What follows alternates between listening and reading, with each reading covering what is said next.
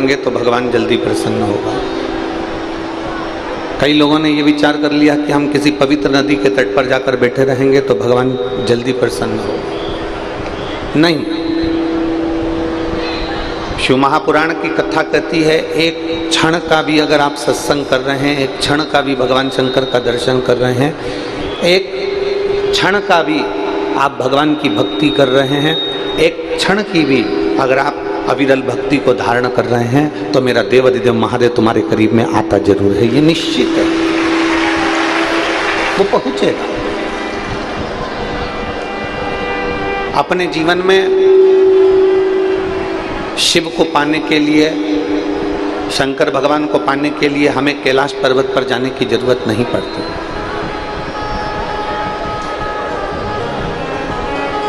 अगर कोई तुमसे कहे कि कैलाश पर्वत पर जाएंगे तो शंकर जी मिल जाएंगे, अगर कोई तुमसे कहे कि हम कैलाश पर्वत पर जाएंगे तो हमें भगवान देवाधिदेव महादेव प्राप्त हो जाएंगे, तो शिव भगवान से, भगवान ओघड़दानी से, भगवान देवाधिदेव महादेव से माता पार्वती जी ने भी अपने मन की बात पूछी। माता पार्वती जी भी भगवान शंकर से कहती हैं कि आपका निवास कहां पर है, आप कहां रहते हो? कोई कहता है कि आप कैलाश में निवास करते हो, कोई कहता है आप केदार में निवास करते हो, कोई कहता है आप काशी में निवास करते हो, कोई कहता है आप भीमा शंकर में, कोई कहता है उज्जैनी में, कोई कहता है सोमनाथ में, कोई कहता है नागेश्वर में, कोई कहता है ओमकारेश्वर में, कोई कहता है कि आप कैलाश के निवासी हो, हिमालय और पर्वतों पर निवास करते हो, आप प्रयाग में रहते हो, आप हरिद्वार में रहते हो। कई लोग कहते हैं, माता पार्वती जी भी शिव जी से कह रही हैं कि दुनिया के लोग कहते हैं कि आप यहाँ निवास करते हो, पर भगवान देवाधिदेव महादेव कहते हैं, भगवान शंकर कहते हैं, पार्वती अगर तुम पूछ रही हो कि मेरा निवास कहाँ है, अगर तुम पूछ रही हो कि मैं कहाँ रहता हूं, तो देवाधिदेव महादेव कहते हैं, पार्वती मैं उस भक्त के हृदय में सदा निवास करता हूं जो दुनिया के लोगों का दुख मिटाने का कार्य करता हो और कहीं ना कहीं किसी ना किसी की सहायता करता हो।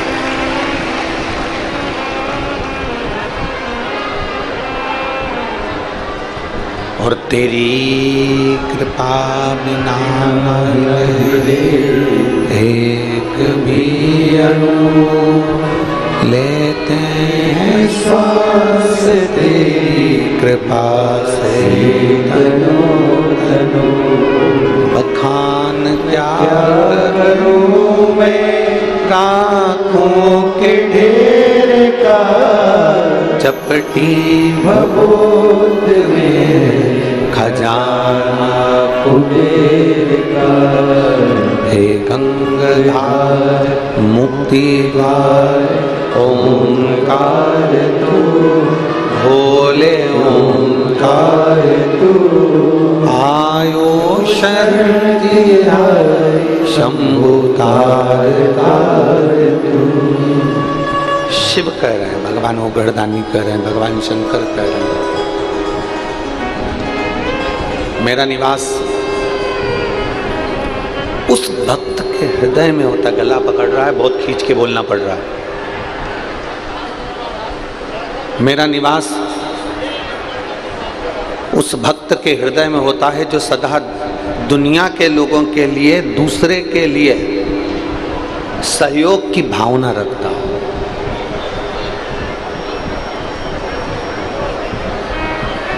जो किसी ना किसी रूप में दूसरे का सहयोग कर रहा है, किसी ना किसी रूप में दूसरे को सपोर्ट कर रहा है।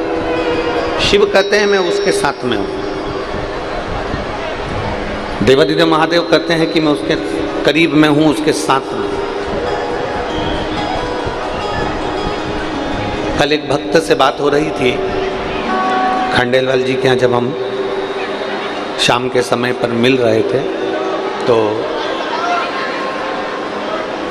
एक भक्त से बात हो रही थी, तो वो भक्त पूछ रहा था कि अपने बच्चों को, अपने परिवार को हम क्या देकर जाएं? अपने बच्चों को, अपने परिवार को हम क्या देकर जाएं जिससे हमारी पूरी जिंदगी, हमारे बच्चों की भी जिंदगी बहुत आनंद में रहे? हम क्या दें अपने बच्चों को? हम क्या प्रदान करें अपने बच्चों को?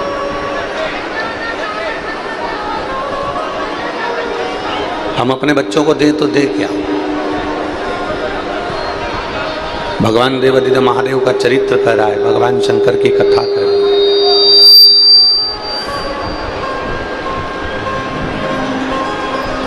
आप अपने घर के बच्चों के लिए जमीन, घर, जायदाद, जेवर सब कुछ रखकर जाओगे। बहुत सावधानी से सुनिएगा, आज कथा का विराम दिवस है और बड़े सावधानी से आप इसको श्रवण करिएगा। आप अपने बच्चों के लिए जमीन रख दी है, आप अपने बच्चों के लिए जायदाद रख दी है, आप अपने बच्चों, ये बक्से बंद पड़े, आके सुनते क्यों नहीं हो तुम लोग? और महिलाएं उधर चिल्ला रही, उधर से थोड़ा सा आवाज बढ़ा दो बाहर का, भाई पब्लिक ज्यादा है तो थोड़ा बाहर के।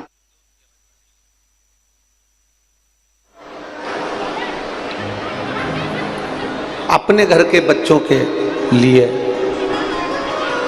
जमीन,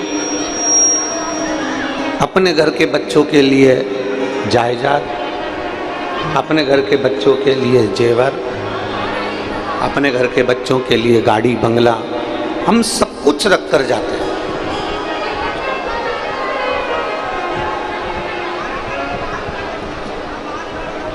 सब कुछ हम रख कर जाते हैं अपने घर के बच्चों के। पर शिव महापुराण की कथा कहती है बच्चों के लिए जमीन रखो मना नहीं है, बच्चों के लिए गाड़ी रखो मना नहीं है, बच्चों के लिए जायदाद रखो मना नहीं है, बच्चों के लिए बंगला और जेवर रखो मना नहीं है। पर शिव महापुराण की कथा कहती है बच्चों के लिए अपने जीवन का करा हुआ थोड़ा सा पुण्य भी रख कर जाना, जिससे इनकी जिंदगी सहजता से चल सके।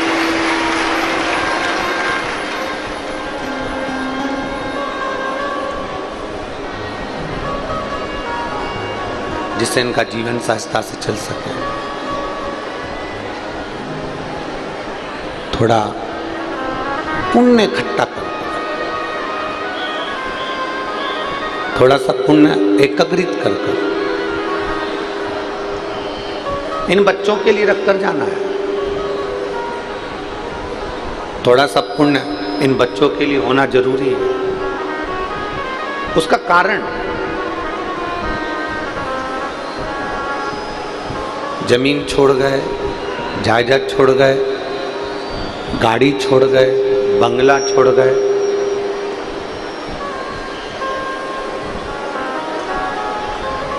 आप जमीन, जायदाद, गाड़ी, बंगला सब कुछ छोड़कर चले गए, सब कुछ, और मालूम पड़े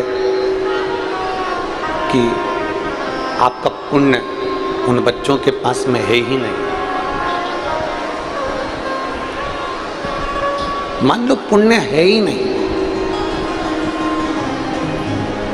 तो वो जमीन जो तुम छोड़ कर गए हो ना, वो जमीन उसका भोग नहीं कर पाएगा। गाड़ी बंगला छोड़ कर गए हो तो उसका भोग नहीं कर पाएगा।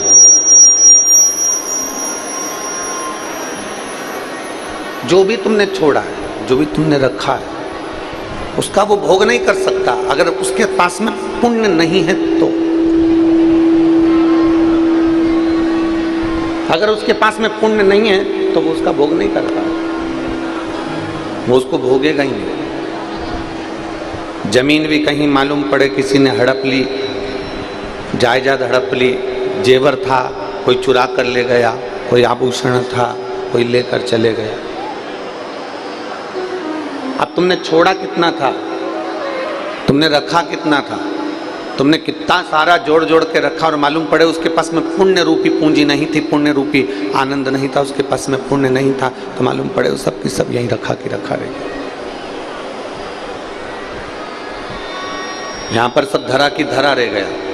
तो शिव महापुराण की कथा कर रही है कि अपने घर के बच्चों के लिए जमीन रखो, जायदाद रखो, पैसा रखो, दौलत रखो, जेवर रखो, मना नहीं है, पर अपने घर के बच्चों के लिए थोड़ा संस्कार रूपी पुण्य उसके जीवन में रखकर जरूर जाना, जिससे उन सारी वस्तुओं का वो भोग कर सके।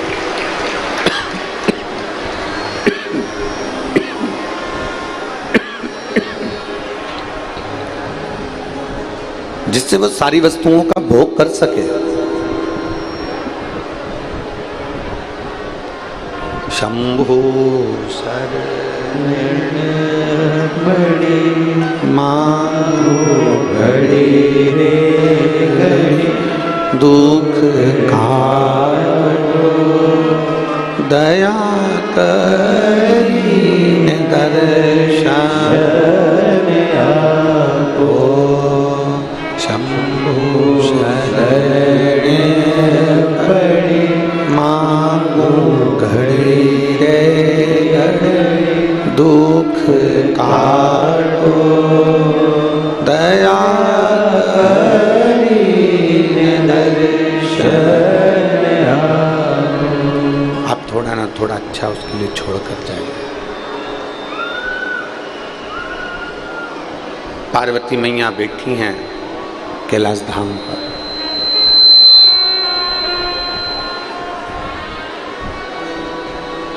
और पार्वती मैया कैलाश धाम पर विराजमान है। दो असुर हैं, एक विदल एक उत्पल, दो असुर हैं। एक का नाम है विदल, दूसरे का नाम है उत्पल।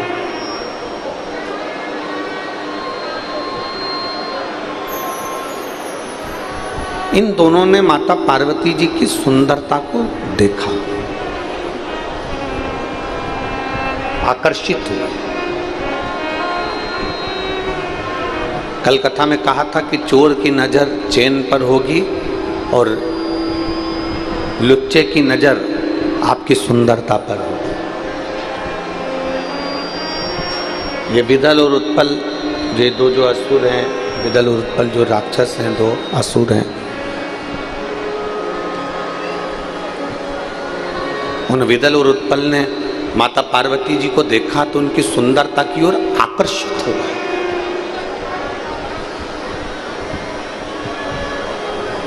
और इतने आकर्षित हुए कि वो माता पार्वती जी को पाने के लिए हाथ पकड़ने के लिए आगे बढ़ने लगे।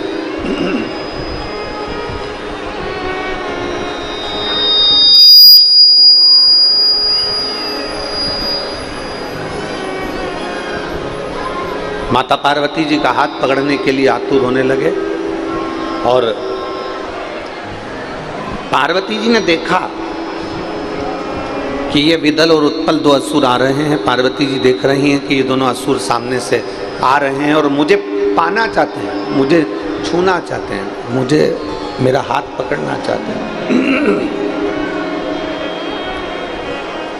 ये मेरे पास में आ रहे हैं और मेरा हाथ पकड़ना चाहते हैं। शिव जी के स्मरण में माता पार्वती जी बैठ गए, भगवान शंकर की भक्ति में माता पार्वती जी बैठ।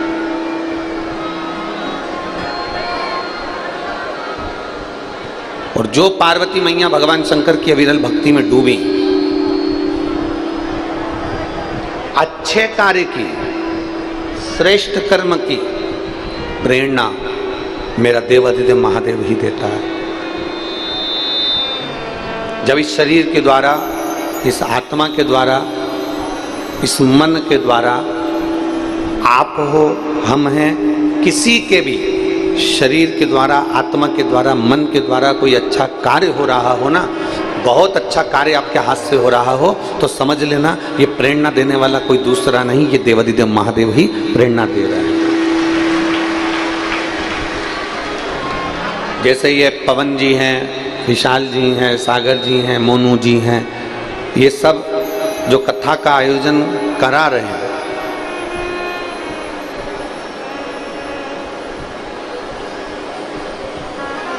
पवन खंडेलवाल जी हों, विशाल खंडेलवाल जी हों, सागर खंडेलवाल जी हों, मोनू साहू जी हों, ये सब जो कथा का आयोजन करवा रहे हैं, इनको ये मान लेना चाहिए कि अपनी सामर्थ्यता नहीं है, ना हमारी सोच है कि हम ये कार्य कराएं। ये तो देवाधिदेव महादेव ने और आपके पितरों ने, आपके पूर्वजों ने कोई आशीर्वाद तुम्हारे को दे दिया, जिससे ये शिव महापुराण की कथा आज यहाँ विराम की ओर जा रही है। ये आशीर्वाद है उनका, कहीं ना कहीं उनकी प्रेरणा है, ये कहीं ना कहीं उनका आशीर्वाद है।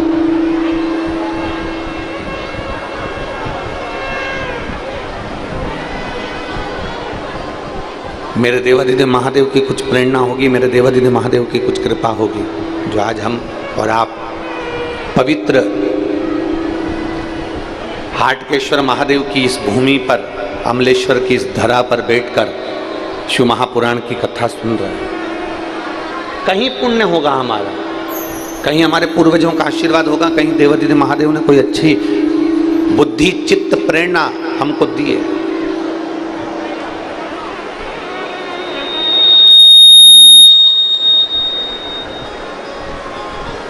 ये उसकी कृपा है, उसकी दया है, उसकी उदारता है।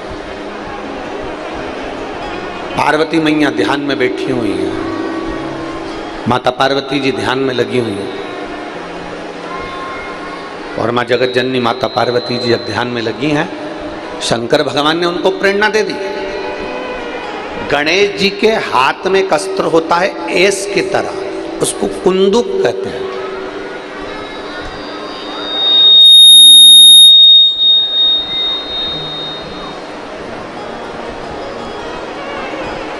उसको कुंदुक कहा जाता है।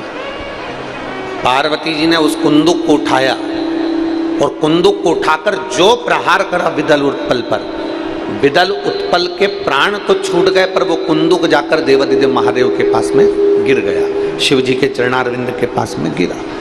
और जैसे ही शंकर भगवान के चरणों में जाकर वो कुंदुक गिरता है, शंकर भगवान प्रसन्न चित्त में माता पार्वती से कहते हैं, पार्वती तुम्हारे द्वारा फेंके गए इस कुंदुक को मेरे चरणारविंद में आना था, इसलिए मेरे नाम का उच्चारण होना था, तो मेरा नाम कुंदकेश्वर महादेव होगा। मेरा नाम कुंदकेश्वर महादेव। आवाज बिल्कुल सही नहीं है आज साउंड की। मेरा नाम कुंदकेश्वर महादेव होगा, क्योंकि ये कुंदुक मेरे चरणों में आकर गिरा है। और सुनो पार्वती, संसार का मनुष्य, संसार में जन्म लेने वाला मानव, संसार का मनुष्य, संसार में जन्म लेने वाला मानव जब विषम, बहुत गहन, बहुत तीव्र बीमारी में जब घिर जाता है, बहुत तीव्र बीमारी में, गहन बीमारी में, बहुत भारी बीमारी में जब वो घिर जाता है, शंकर भगवान कहते हैं पार्वती जी, वो मेरे मात्र कुंदकेश्वर नाम का स्मरण कर कर अगर जल का आचमन भी करता है तो वो औषधि का कार्य करता है।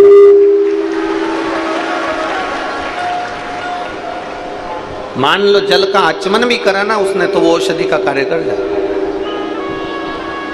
एक पत्र है, देखिए,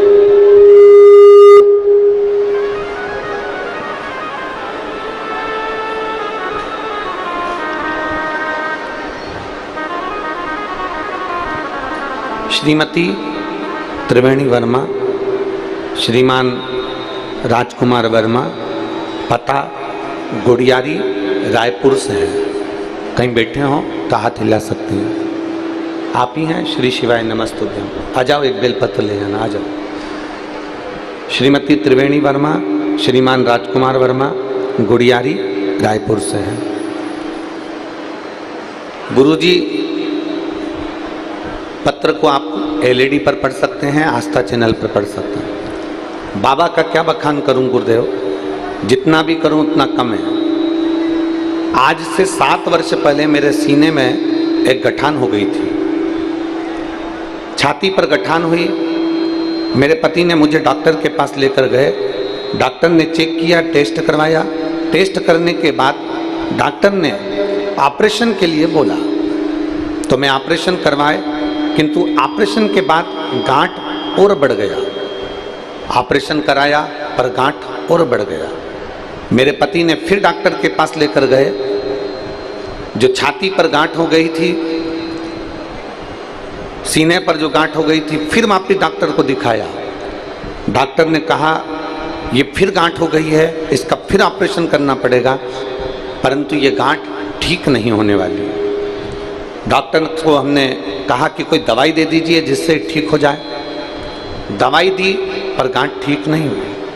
पति ने मुझे 3 डॉक्टरों के पास लेकर गए और डॉक्टरों ने एक ही बात कही कि इसका फिर ऑपरेशन कराइए, और पक्का नहीं है कि ऑपरेशन के बाद गांठ होगी कि नहीं होगी, फिर हो सकती है। 5 वर्ष तक ये गांठ शरीर में बनी ही रही। हम दवाइयाँ खाते रहे पर कोई आराम नहीं मिला। एक बार ऑपरेशन करा लिया, फिर दूसरी बार गांठ हो गई। अब करें तो करें क्या। तब पहली बार टीवी पर आपकी कथा सुनी और शंकर जी के शिवालय में जाकर बेलपत्र को चढ़ाने लगे और चढ़ी हुई बेलपत्र को खाने लगे। मैं बाबा को क्या धन्यवाद देने के लिए मेरे पास वाणी नहीं है। गुरुजी, मैंने 4 महीने तक रोज शिवालय में जाती, जल चढ़ाती, पीती और एक बेलपत्र बाबा की चढ़ी हुई खा लेती। बाबा की ऐसी कृपा हुई, डॉक्टर तो ऑपरेशन का बोल रहे थे दूसरी बार भी, पर मेरे बाबा ने 4 महीने के अंदर ही गांठ को गला दिया। ये मेरे शिव है।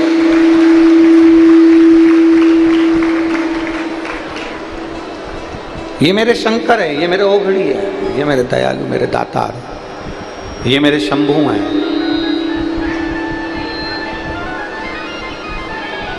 ये ओघड़दानी है।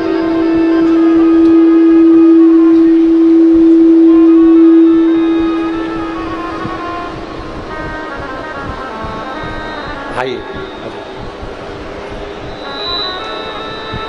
लाइन अच्छी लिखी है, आप और हम मिलकर गुनगुनाते हैं। खाली ना जाता कोई दर से तुम्हारे, अब ठीक है। न जाता कोई दर से तुम्हारे, मैं खड़ी हो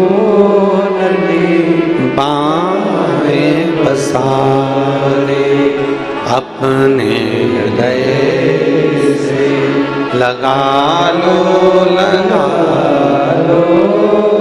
गिरा जा रहा हो, उठा लो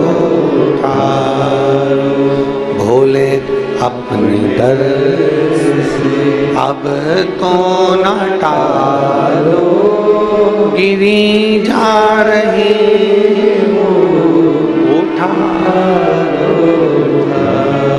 शिव कथा कह रही, भगवान देवदेव महादेव का संवाद कह रहा है। शिव महापुराण की कथा कहती है कुंदकेश्वर नाम,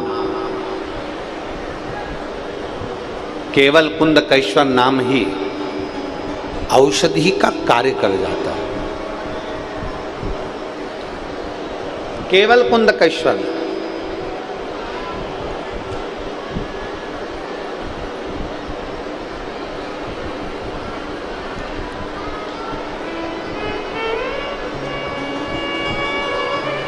जहां आपको लगे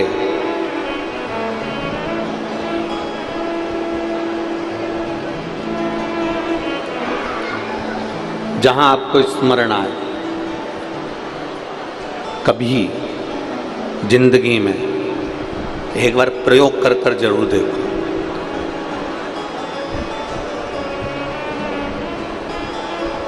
कभी जिंदगी में एक बार प्रयोग कर कर जरूर देखो।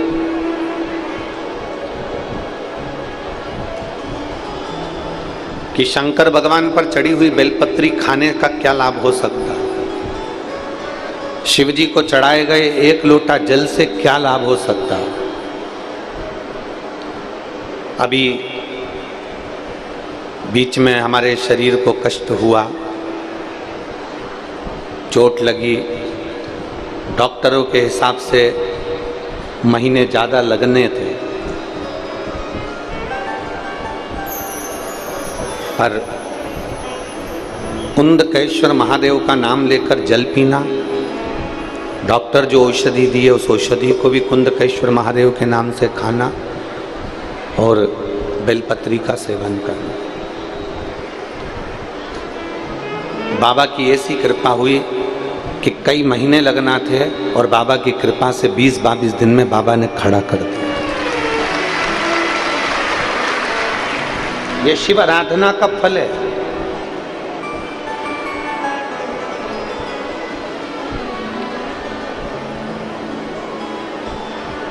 हम कहते हैं अपने ऊपर भी प्रयोग कर कर देखिए, अपने ऊपर भी शिव महापुराण की जो कथा के जो तत्व हैं, भगवान शंकर की कथा के जो उपाय हैं, भले दुनिया के लोग उसको टोटका कह दें चाहे टोना कह दें,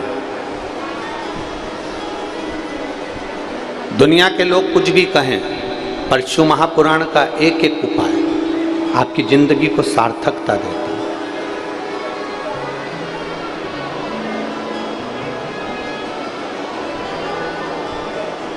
जो बच्चे शहद लगी हुई बेलपत्री को शंकर को समर्पित कर कर जाते हैं और खूब अच्छी मेहनत करते हैं, खूब अच्छी मेहनत,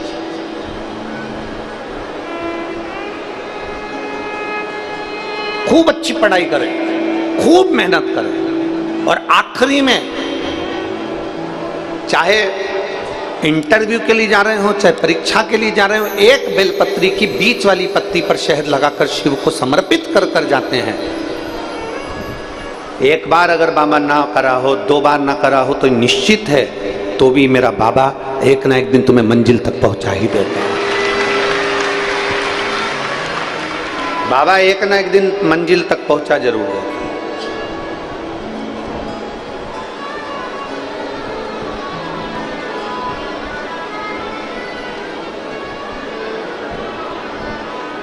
आपकी लगन, आपकी मेहनत और आपका कर्म, ये बहुत जरूरी है। शंकर भगवान ने षडानंद कार्तिकेय जी को और भगवान श्री गणेश जी महाराज को बिठाकर समझाया था कि गणेश सुनो और कार्तिकेय सुनो।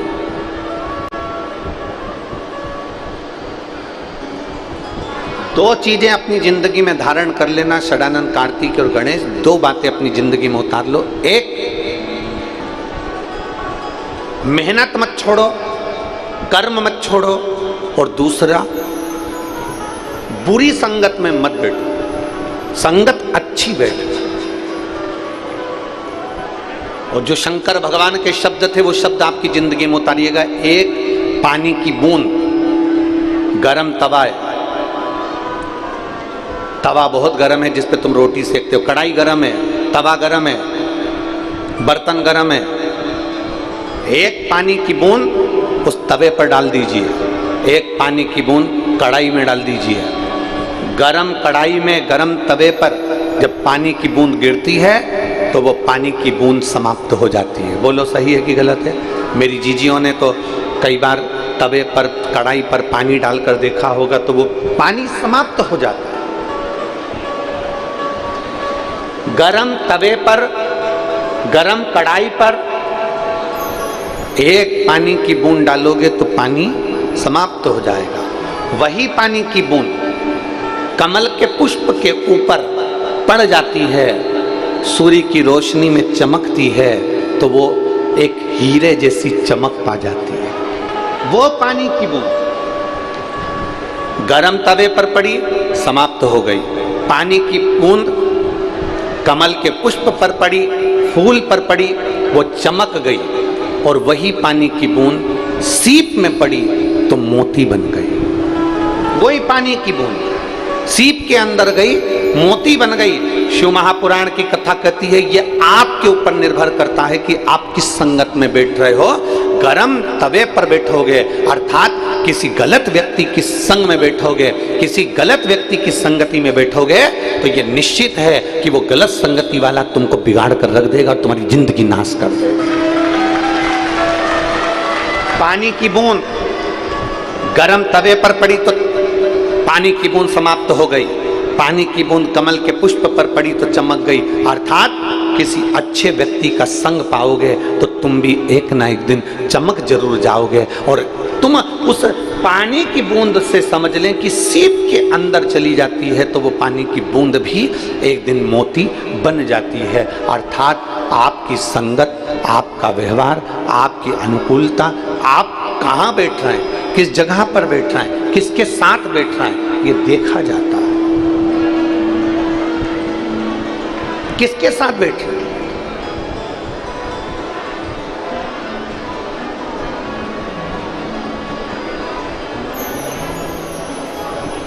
जिसके साथ बैठ रहे हो बर्बाद तो नहीं कर रहा है आपको। 3 मित्र व्यक्ति को बर्बाद कर देते हैं, हमने पहले भी कथा में कहा। पहले नंबर का ताली, प्रशंसा करने वाला तुम्हें एक दिन बर्बाद कर देगा। बहुत बढ़िया, दे 2-4 और धर के दे, खूब मार अच्छे से। तेरे में इतनी दम है रे, तेरे पास खूब पैसा है, तेरे पास कमी है क्या? 2-4 को अगर मार भी देगा तो तेरा पिताजी छुड़ा लाएगा।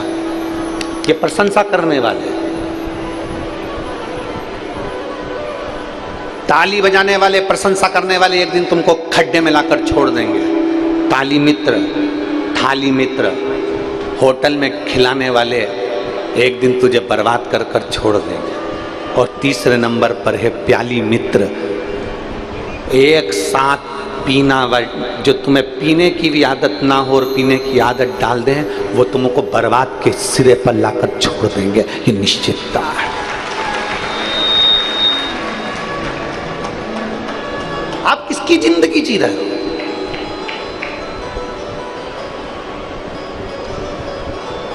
बेटा बुझी हुई सिगरेट हाथ में ले लेता है और बाप चिल्ला कर दौड़ता है, क्यों रे सिगरेट क्यों उठाई, हटक।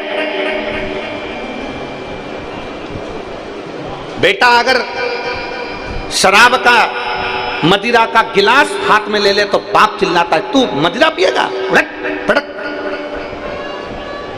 हमारा निवेदन है, आप अपने बच्चे को मदिरा पीना नहीं सिखाएंगे, आप अपने बच्चे को सिगरेट पीना नहीं सिखाएंगे, आप अपने बच्चे को गांजा पीना नहीं सिखाएंगे, आप अपने बच्चों को गलत जगह पर जाना नहीं सिखाएंगे। तो सबसे पहली प्रेरणा बाप देता है। अगर बाप गलत काम करेगा तो औलाद भी गलत काम करेगी, निश्चितता।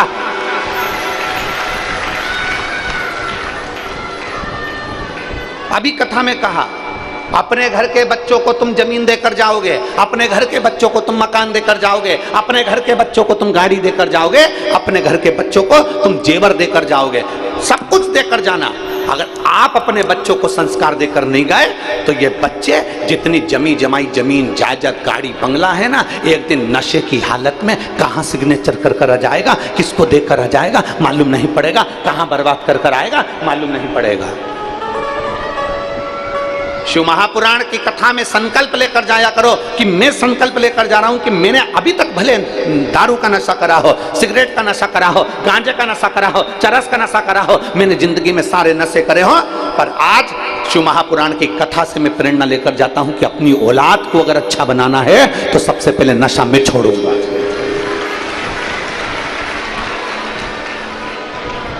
अपनी औलाद को अगर अच्छा बनाना है तो सबसे पहले नशा मैं छोड़ूंगा। ये प्रेरणा लेकर जाओ। थोड़ा समय लगेगा, थोड़ा आदत में लाने के लिए समय लगता है। जैसे कल पुलिस कर्मियों ने, ट्रैफिक पुलिस वालों ने लिखा है 21 दिन का चैलेंज, अर्थात तुम 21 दिन हेलमेट लगाओगे तो तुम्हारी आदत में आ जाएगा, 21 दिन तुम ये सीट बेल्ट बांधोगे तुम्हारी आदत में आ जाएगा, 21 दिन तुम ट्रैफिक नियम का पालन करोगे तुम्हारी आदत में आ जाएगा। अर्थात हम भी आपको कहते हैं 21 दिन तक मदिरा छोड़ कर देख, 21 दिन तक दारू छोड़ कर देख, तेरी आदत में आ जाएगा और तू भी सुधरेगा, तेरा परिवार भी सुधरेगा।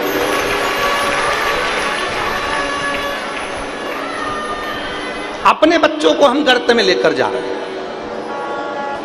अपने बच्चों को हम गलत मार्ग की ओर लेकर जा रहे हैं। आस लगाकर बैठे हैं कि मेरा बेटा मेरी सुनेगा।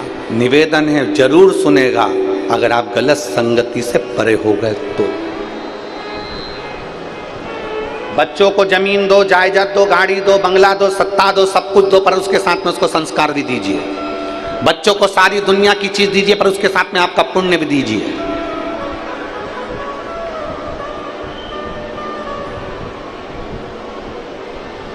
पुण्य भी दो उसको।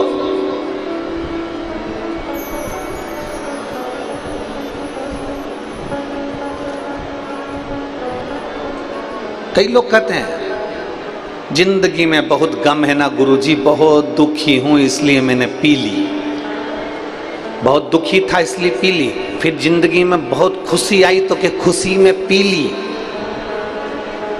गम में तुम्हें मदिरा की दुकान याद आती है, खुशी में तुम्हें मदिरा की दुकान याद आती है। जिस दिन तुम्हें गम में और खुशी में महादेव का मंदिर याद आना चालू हो जाए, समझ लेना कि मेरा घर सुधर रहा है।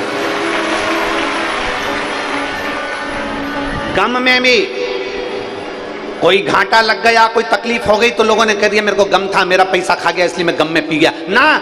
गम में भी, तकलीफ में भी अगर तुम्हें शंकर का मंदिर याद आए, और खुशी में भी, आज मेरे बेटे का जन्मदिन है, आज मेरी शादी की सालगिरह है, आज मेरा एंजॉय का दिन है, और खुशी में भी जिस दिन तुम्हें महादेव का मंदिर याद आए, समझ लेना कि तुमने अपने बच्चों को अच्छा संस्कार देना प्रारंभ कर दिया। मेरे गम में और मेरी खुशी में मेरा महादेव मेरे साथ में, मेरे दुख में मेरे सुख में मेरा महादेव मेरे साथ में है।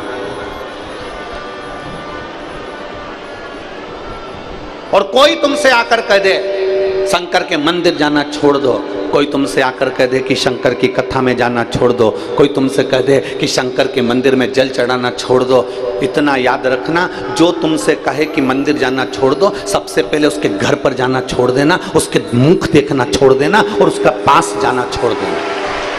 जो तुमसे कहे कि शंकर के मंदिर मत जाओ, जो तुमसे कहे शंकर का जल मत पियो, जो तुमसे कहे शंकर के चौखट पर मत जाओ, जो तुमसे कहे शिव महापुराण में मत जाओ, सबसे पहला काम करना उसके घर जाना छोड़ देना, उसका मुंह देखना छोड़ देना, उसके पास बैठना छोड़ देना। क्योंकि गलत संगति में पड़ गया वो आपको अच्छी जगह जाता नहीं देख सकता, आपको उन्नति की ओर जाता नहीं देख सकता। ये दुनिया बड़ी विचित्र है जी। सावधान रहना मेरे अमलेश्वर वालों, सावधान रहना। दुकानों पर जाओगे ना, कोई तुम्हें टोकने वाला नहीं होगा। मॉल में घूमोगे ना, कोई तुम्हें टोकने वाला नहीं होगा। विदेश में घूमोगे ना, कोई तुम्हें टोकने वाला नहीं होगा। फिल्म देखने जाओगे ना, कोई तुम्हें टोकने वाला नहीं होगा। गलत काम करोगे ना, कोई तुम्हें टोकने वाला नहीं होगा। पर मंदिर जाना चालू करोगे तो 10 लोग टोकने वाले मिलेंगे, 10 लोग मिलेंगे तुम्हें टोकने वाले। तुम मदिरा पीने जाओ, कोई नहीं टोकेगा। गलत काम करने जाओ, कोई नहीं टोकेगा। टाकीज में फिल्म देखने जाओ, कोई नहीं टोकेगा। तुम गलत काम करो, तुम्हें कोई नहीं टोकेगा। पर अगर तुम अच्छा काम करना चालू करोगे, रोज कथा सुनने जाओगे, रोज मंदिर में जल चढ़ाने जाओगे, तो दुनिया के लोग तुम्हें टोकना चालू कर देंगे। ये चली सती सावित्री, ये चली सियोर वाला गुरुजी की चेली, ये चली भगवान का भजन करने वाली, दिन भर मंदिर में बैठी रहती है। लोग टोकना चालू करेंगे कि दुनिया की आदत है। आप गलत काम करो, कोई नहीं टोकेगा, और खुश होंगे। अच्छा है, खूब पी और पी, तेरे बाप के पास इतनी दौलत है, बर्बाद कौन करेगा? तू ही तो करेगा। और पी और पी और पी। ये दुनिया है।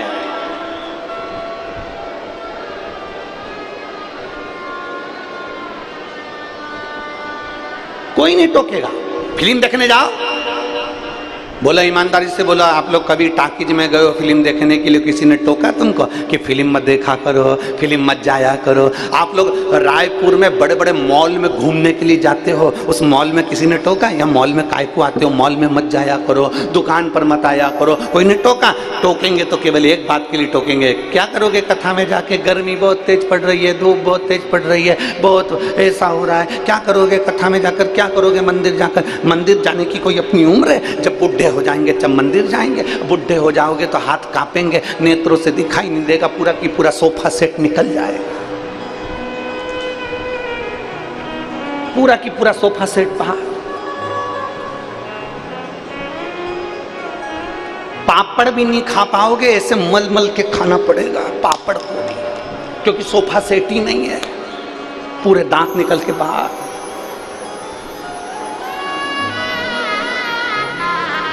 और दाल और बाटी तो भूल ही जाओ, फिर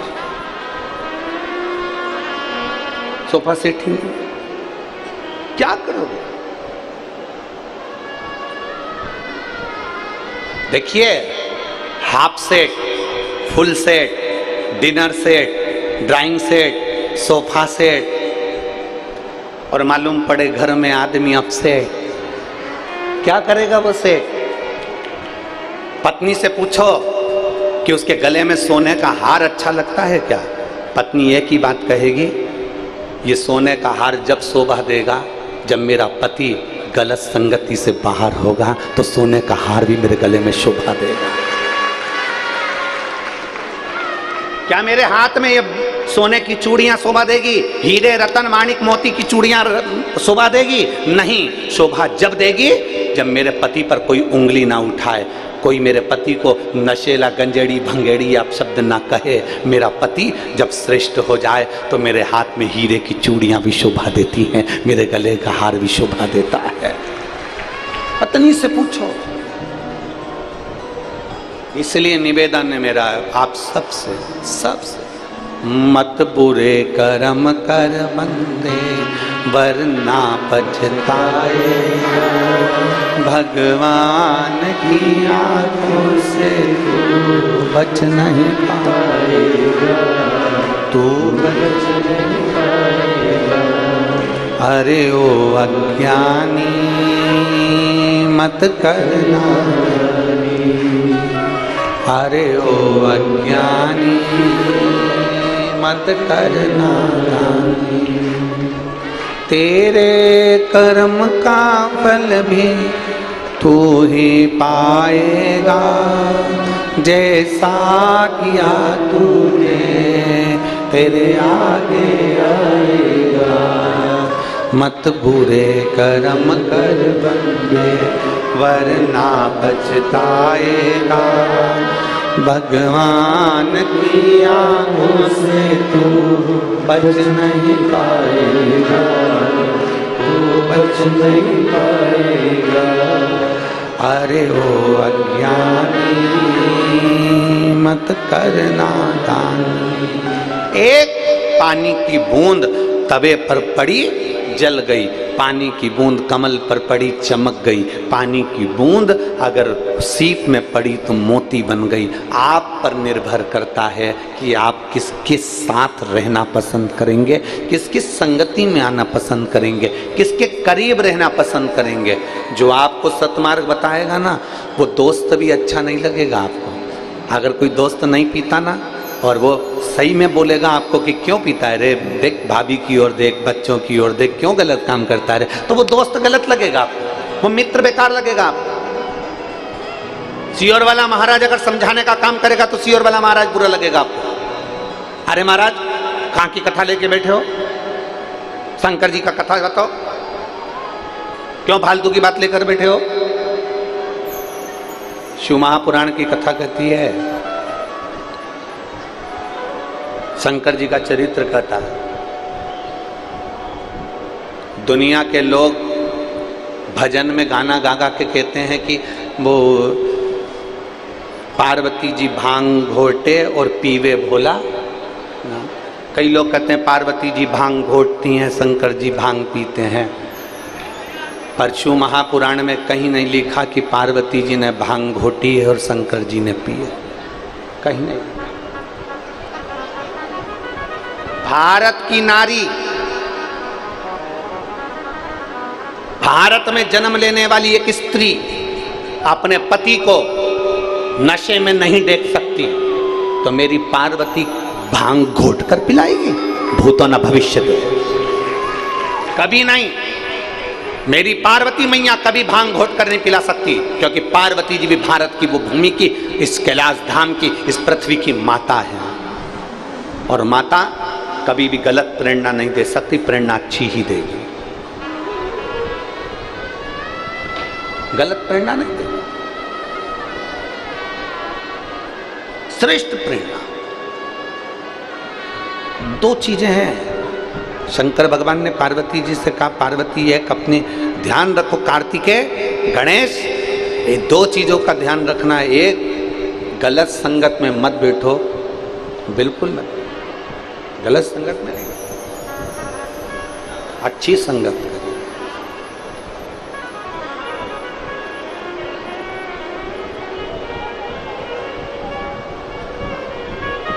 और सत्संगति से प्यार करना सीखो जी,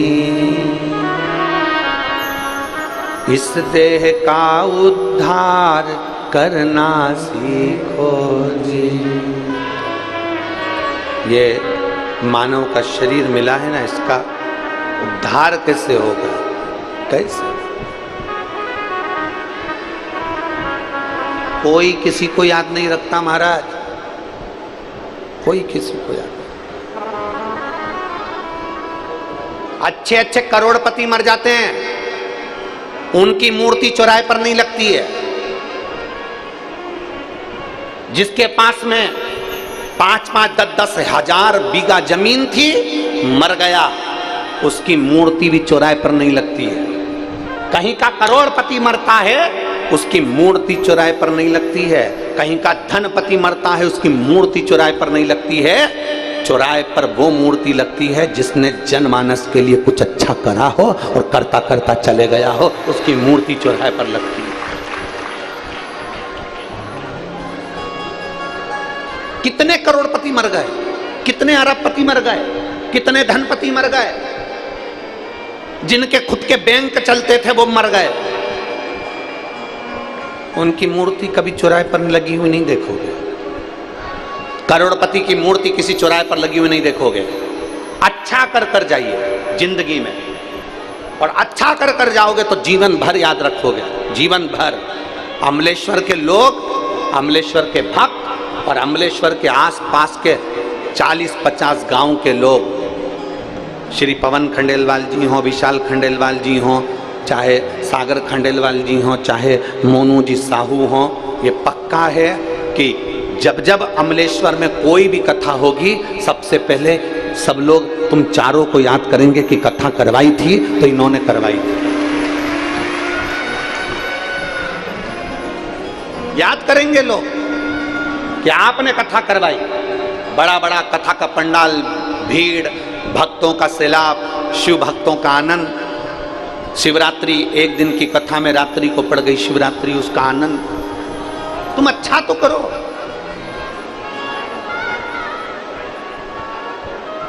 कुछ अच्छा करिए।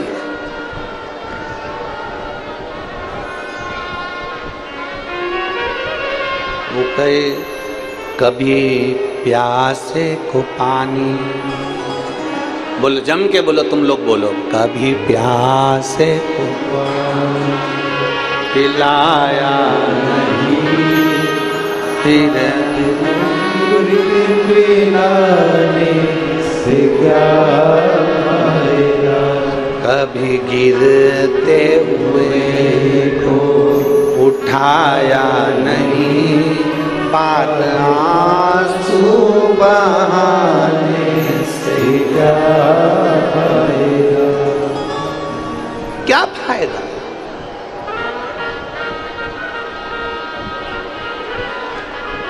क्या लाभ?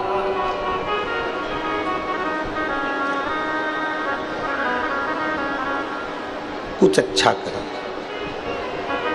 शिव महापुराण में 7 दिन की कथा या 5 दिन की कथा, तुम्हारे नजदीक में 200-300 किलोमीटर के दायरे में भी अगर शिव महापुराण की कथा हो रही है और तुम्हें सूचना मिल जाए कि ये लाखों भक्त आए हैं, अपनी तिजोरी में से थोड़ा सा धन निकालना, प्यासों के लिए पानी की व्यवस्था करना और कुछ ना कुछ इनका मुंह झूठा कराने की व्यवस्था करना, क्योंकि तिजोरी में तो धन पड़ा की पड़ा रह जाएगा, पर जो धन का पुण्य तुम बना कर जाओगे, ये पानी पिलाना, किसी को भोजन कराना। एक लोगों ने खिचड़ी, कल हम देख रहे थे, कल गाड़ी में जा रहे थे, वो सागर भैया हमको गाड़ी से लेकर जा रहे थे, सागर खंडेलवाल जी, तो हमने कल स्मरण किया। परसों भी वो विशाल ले जा रहे थे, फिर एक बार मोनू साहू जी ले, तो हमने देखा कि जिनके पास में धन ही नहीं है, जिनके पास में कुछ भी नहीं, और मैंने जो देखा है, मुझे विश्वास है कि आपने भी देखा होगा। जब रोड से जा रहे होगे ना, तो तुमने देखा होगा कई गरीब माताएं इतने बड़े बड़े भगोने में खिचड़ी बना कर ले आई, कोई मीठा चावल बना कर ले आई, कोई हलवा बना कर ले आई गाड़ी में, और गाड़ी में लाकर चमचे से दोने के अंदर दे रही है। उसके पास में इतना नहीं है, फिर भी उसने करने की सामर्थ्यता रखी है और लोगों को खिलाने की सामर्थ्यता रखी।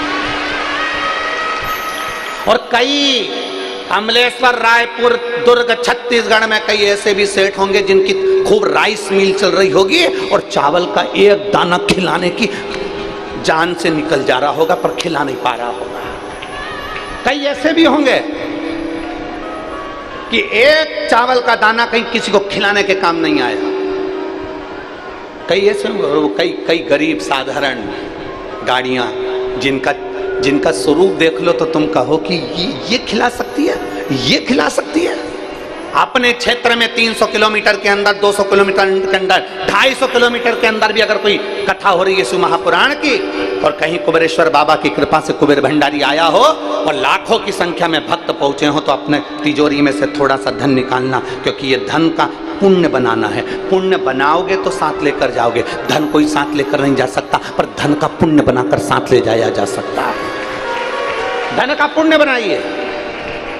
हम ये भी नहीं कहेंगे कि किसी को दे दो, तुम तो सीहोर वाले महाराज को भी मत दो, पर इतना याद रखना कहीं के महाराज को मत दो, पर अपने हाथ से करो।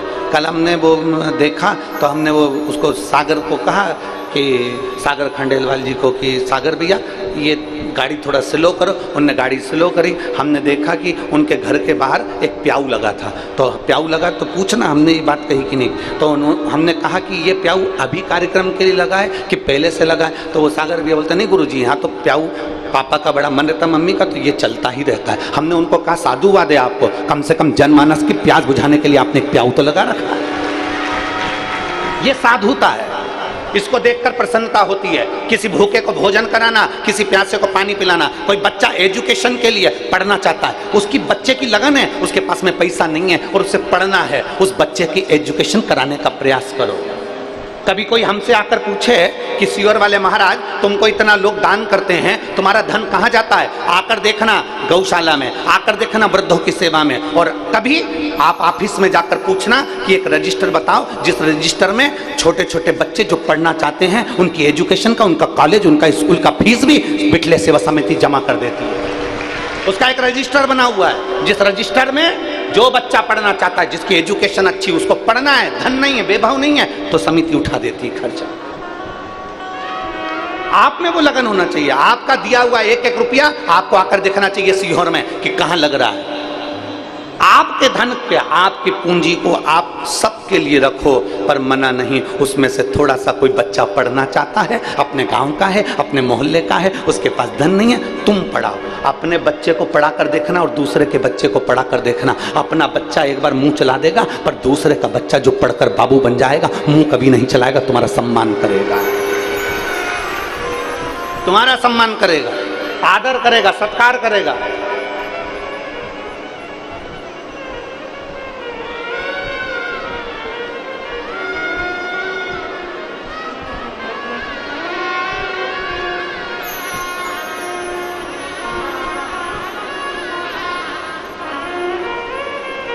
एक ट्रक के पीछे लिखा था, एक ट्रक के पीछे लिखा था, कर भला तो। आप लोगों ने पढ़ा है, हम समझे ट्रक के पीछे, हम नहीं पढ़ा। जम के बोलो क्या लिखा था, कर भला तो हो भला, अच्छा करिए अच्छा मिलेगा, सत्कर्म करिए सत्कर्म मिलेगा, श्रेष्ठ करिए। और ये श्रेष्ठ करने की प्रेरणा कोई दूसरा नहीं देगा। अच्छा करने की प्रेरणा घर की नारी दे सकती है। पत्नी अपने पति से कहे, सुनो अपने नगर में कथा हो रही है, जाओ 2-4 पानी के केरिड लो और बटवा दो। तो पति मना भी करे तो पत्नी को प्रेरणा देना चाहिए। कारण क्योंकि वो पत्नी नहीं है, वो धर्म पत्नी है। पत्नी में और धर्म पत्नी में जमीन आसमान का अंतर होता है। पत्नी पति को पतन के रास्ते पर ले जाती है और धर्म पत्नी पति को धर्म के पथ पर लेकर जाती है। प्रेरणा पत्नी दे, धर्म पत्नी दे। दुकान पर कौन बैठता है, पत्नी की पति। जम के बोलो जल्दी से, अरे बोलो तो, पति। कमाने कौन जाता है, पति। खेती में कौन कर रहा है, पति। अब दुकान चला रहा है तो दुकान पर दिन भर, ईमानदारी से बोलो, साबुन की टिकिया 12 रुपए की बिक रही है 20 रुपए की, तो वो 20 रुपए की बेच रहा है तो थोड़ा ना थोड़ा तो उसके मुंह से झूठ निकल रहा है ना, थोड़ा ना थोड़ा झूठ तो निकल रहा है। पति दुकान पर बैठेगा तो मुख से झूठ जरूर निकलेगा। ऐसा कोई संसार का व्यक्ति नहीं जो झूठ ना बोला हो।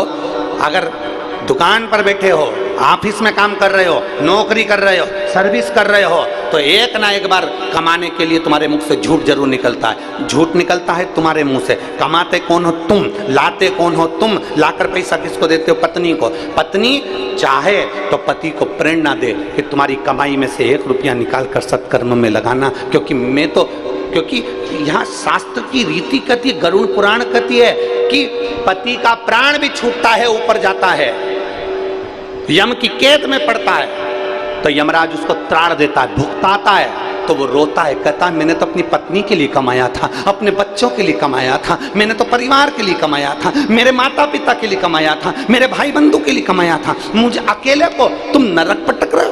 मेरी पत्नी को भी नरक पटको, मेरे बच्चों को भी नरक पटको, मेरे माता पिता को भी नरक पटको, मेरे परिवार वालों को भी नरक पटको, मेरी बहनों को भी नरक पटको, क्योंकि उनने भी तो मेरा हिस्सा खाया है। इतने में धर्मराज कहता है, झूठ तू बोला, कपट तू करा, बेईमानी तू करा। तेरी पत्नी और बच्चे ने कभी नहीं कहा कि तू झूठ बोलकर कमाना, कपट कर कर कमाना। बेईमानी तूने करी, छल तूने करा, कपट तूने करा, तो भोगेगा भी तू, ना पत्नी ना बच्चे, कोई नहीं भोगेंगे। भुगतना तुझे अकेले को।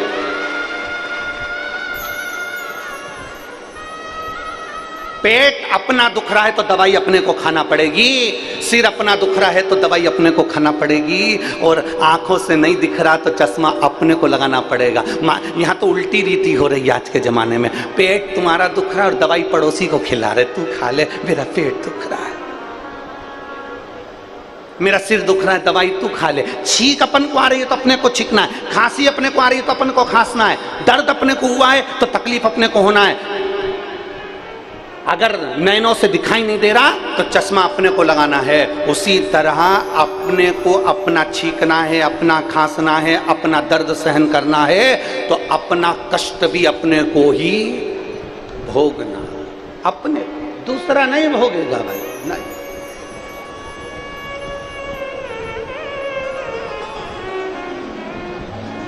अरे देख लिया संसार हमने, देख लिया सब मतलब के यार हमने, देख लिया झूठे नाते, झूठे रिश्ते, झूठे नाते, झूठे रिश्ते। अरे झूठा है संसार हमने सब मतलब के यार हमने देख लिया। ये प्रेरणा अपने को देना। कोकड़ी में हमने कथा करी, फिर एक वो कल आए थे अग्रवाल जी, उनके हमने कथा करी, तो वो कल मिलने आए, कोकड़ी वाले भी कल मिलने आए, हाले कोसा वाले दिनेश जी भी कल मिलने आए, सब मिलने आए। सबके मुंह पे एक बात, गुरु जी कथा दे दो, गुरु जी हमको कथा दो। अग्रवाल जी बोले गुरु जी हमको कथा दो। हमने कहा भी तो करी थी तुम्हारे यहाँ भी तेल कथा का क्या काम, कोकड़ी वालों से काम तुमने अभी तो कराई, जयसवाल जी फिर कथा। कहे गुरु जी बस ये ललक है भगवान की भक्त हो, शरीर के द्वारा कुछ अच्छा हो जाए, कुछ अच्छा। सब्र और कद्र दो चीजें हैं। जम के बोलो, क्या क्या? आवाज नहीं आई, फिर से बोलो। सब्र और दूसरी